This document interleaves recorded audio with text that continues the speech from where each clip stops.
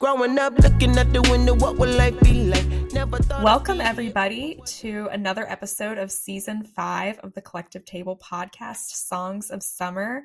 Today, we're talking to Royce Lovett. Thanks for having me. Just to get us started today, I would love for you to just share a little bit about yourself.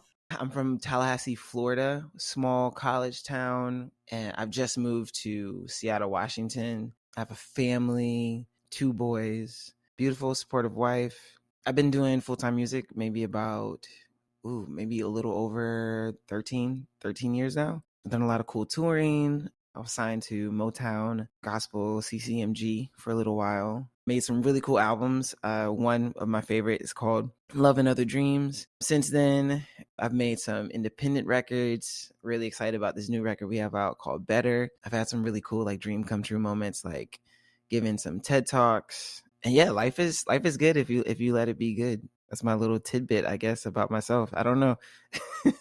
So how did you get into music, Royce? Did you come from a musical family? Was it something you kind of found on your own? How did you discover that talent and gift? I think there was a bit of an aspect of coming from a musical family, but not necessarily a musical family as you would imagine.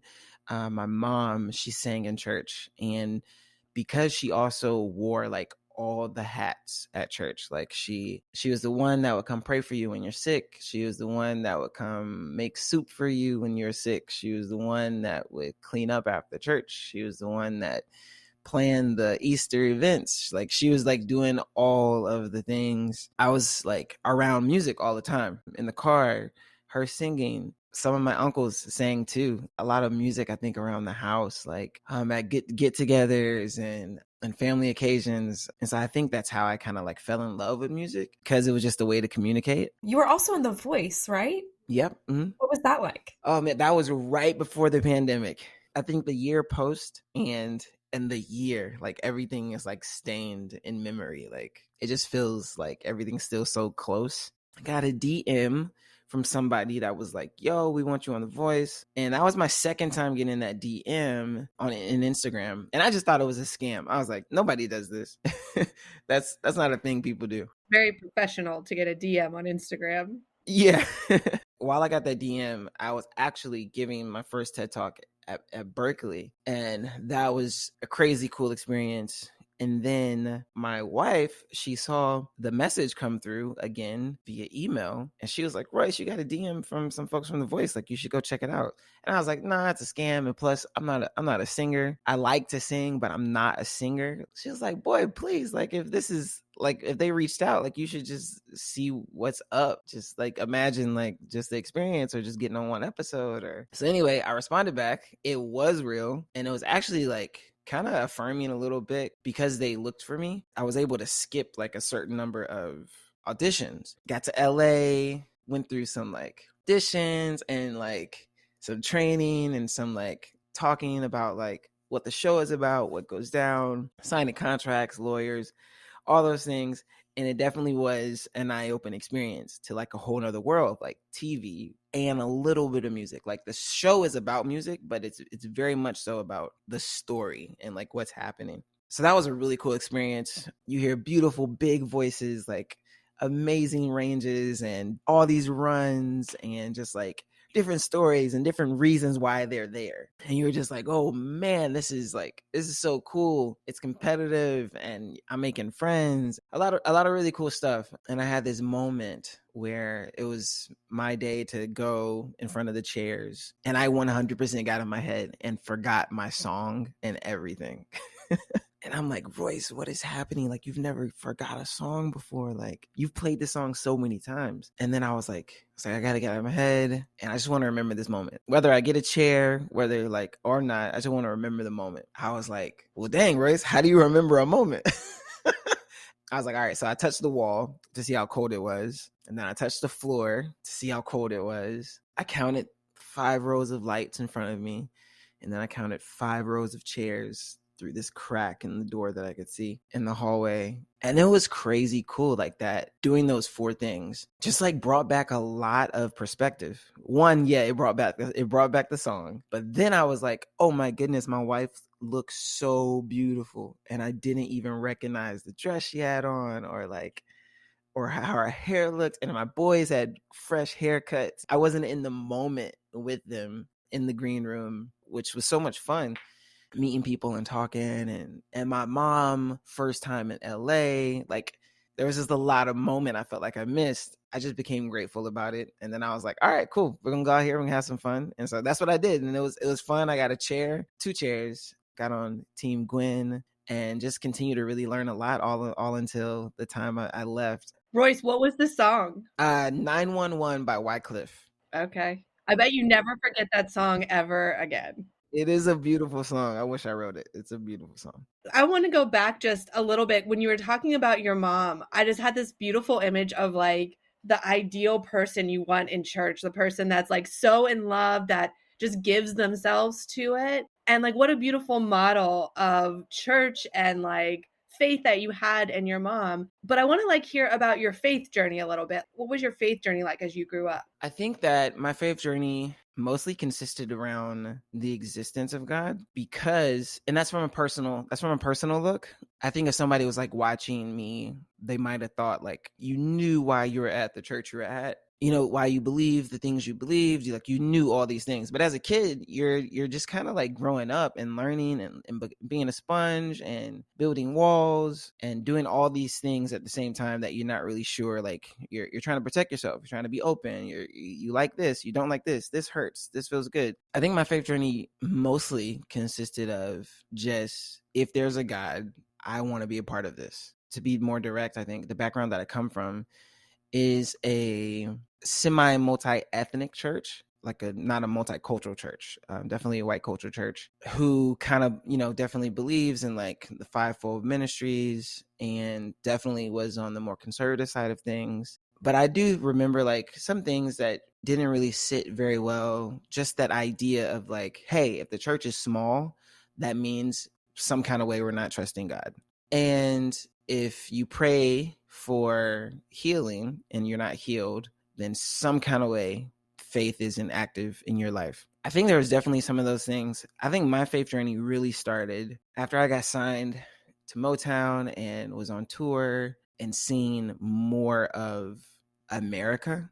Before I got signed, I played a lot of music outside of the country. France, Bratislava, London, Vienna, places there. But once I got signed, I started doing a lot of touring in America. Right along those times, there was the murders of Trayvon Martin and Alton Sterling. Just a lot of things happening that really started to rock me and rock my view of humanity. I mean, a lot of the places were big, and I was like 1 or maybe 4 of the only people of color in the building. But there's one service I was at, we had an off day and I went to a church service, maybe about 3,000 people in the room, and the pastor said every tribe and every nation. And as he said every tribe and every nation, it just hit me in this way of like, but there's not every tribe, every nation in here. And I just kept wondering like, man, like how separated is the church? That was around like 2016 when I really started to kind of build my own faith journey of like asking those questions. What do I believe? Why do I believe it? Researching. And when I say researching, I don't mean like Googling. I mean like actually like opening my eyes to like reading books, reading different points of views, talking to people, getting stories, writing out my story, like wondering what my story is.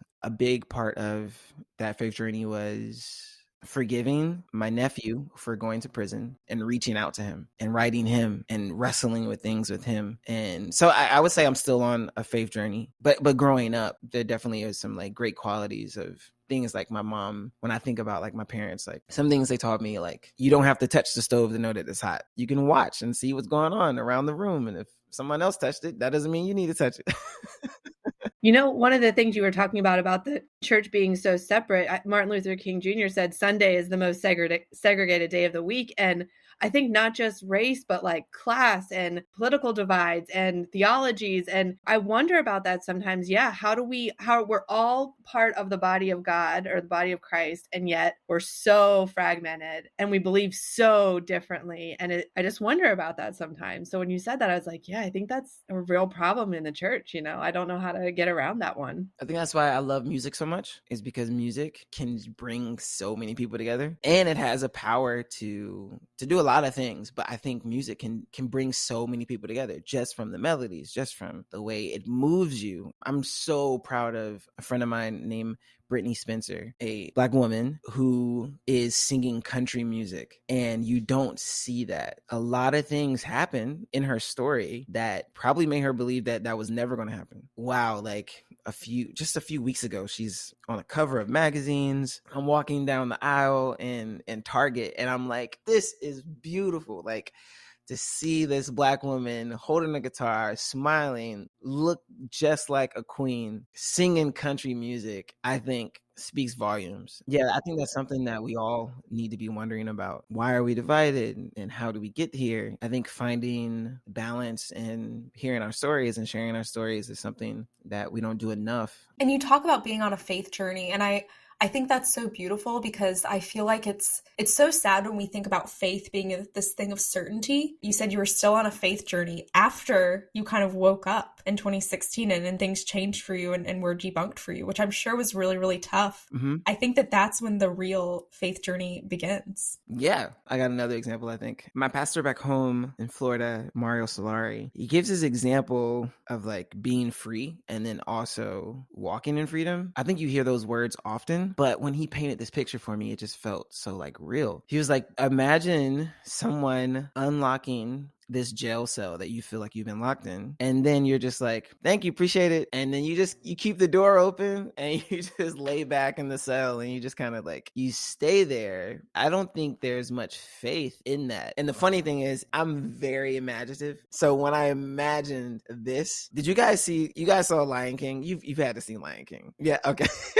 We literally watched it last night. I kid you not. My kids are like obsessed with it. Okay. Seriously. Timeless. Yes. So when I imagine this scene, I imagine the door opening and you see Hakuna Matata. Like, you see the waterfall and the mountains and the greenery, and then you're just like, make yourself a drink. And you're like, oh, this is nice. And you just kind of sit back in the cell and you just kind of watch. I don't think there's faith in that. Like, I honestly think that's not living more abundantly. I don't think like stepping out and being able to give yourself freedom to make mistakes, give yourself freedom to learn from those mistakes and to be corrected and to be invited into brave spaces and to be brave yourself. I don't think there's a lot of faith there. And maybe it's because the English language is more young. We don't have the right word to put in that blank.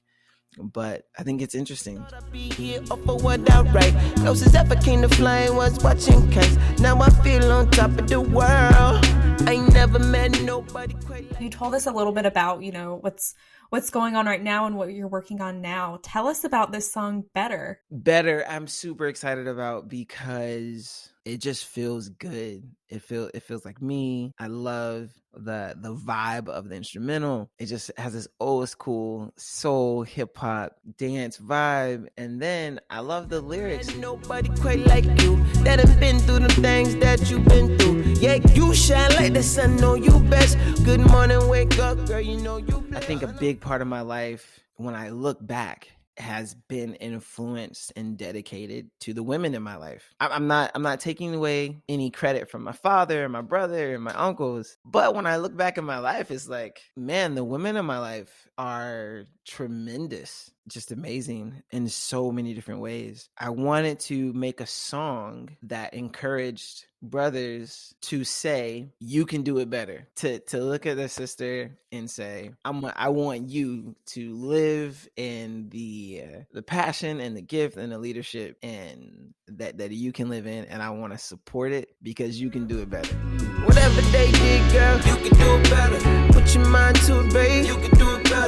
And whatever I have done to make you feel like you get validated from Instagram likes, or you get validated from this, that, or and the third. Don't worry. I'm sorry about those things. Whatever you want to do, you can do it better. Also, really coming off that quote from Malcolm X, is like the most forgotten person in America is the Black woman. So the second verse is very much so the whole song is dedicated to women, my sisters, and the second verse is very much so dedicated to the Black woman experience. I know they tripping off your melanin. Baby, see your value, love your skin. Don't believe they lies that ain't true. Want your hips, your thighs, wanna look like you. I just want like your hair and your skin complexions and your body and your voice and all those things, no matter which side of curly and straight and darker complexion or lighter complexion. Like, I just want you to know that you're valued and you're protected. So I think that's one of the reasons why I'm so excited about this record, is because it's saying something that I've been trying to say for a long time. And I think we said it well. Like, when you write a song and you feel like you said something well, you're kind of excited about it. You really do feel it when you're listening to it. First of all, I'm not a dancer by any stretch, but I am definitely chair dancing to that song. Okay. But you also feel this upliftingness. Like, it really is this empowerment song. And, you know, I'm a white woman. I don't know what the Black woman experience is, but really to be able to lift up their voice and to tell them that, I mean, your song is a good example for all of us in America to kind of like pay attention and listen. And this is how we support Black women. This is how we love them. It's like almost like an anthem. Thanks. Yes. Yeah, I'm excited about this record. I really am. I think another reason why I'm pretty excited is because the minute I wrote it, there's a lyric in there in the chorus. It says, you will be a pearl. Weather the storm, you'll be a pearl. When the pressure gets to you, girl, weather the storm, you'll be a pearl. Whatever they do. I added that word in there because one of my late aunts, who passed away in 2020, her name was Pearl. I wrote the record and added her dedication in there after we were done with the record, just after we were done with the demo. I sent it to her son. I didn't tell him, you know, that I put it in there or whatever. I just like, hey, bro, let me know what you think about this new song. And he was with a few other of my guy cousins. I think that was the most excited I've seen them get about a record that I made. And so I was super encouraged. Like, when they called me back and they were like, yo, this is the one. Like, this is the one. I don't know. So I'm really excited about this record, and I hope it touches people and it reaches folks and get in the right hands to be used, like, I don't know, film and TV and in churches and festivals, and because I would love for this to be a true anthem to what's going on. Yeah. What has the feedback been since you've released? I know it's only been a couple weeks, but what have you heard from the song? Oh, so one, as a perfectionist, sometimes you can kind of be like, oh, it's not exactly where I thought it would be or where I wanted it to be as far as like playlist goes and things like that. But the feedback has been pretty incredible. Like, when you asked me that question, the first thing I thought about was I got a text message. I'm sorry, not a text, a DM. The day the song came out from a fan, and it was a long message. He said, Royce, I've listened to the song 8 times now. He said, I'm even tearing up because I feel like this is some of the best stuff you've done. This is the one to open doors for you. To hear that from somebody who's like not invested, like financially, or not a part of your team, or not a part of, like, to hear that from a listener, from a fan, like, it was just like, wow. And so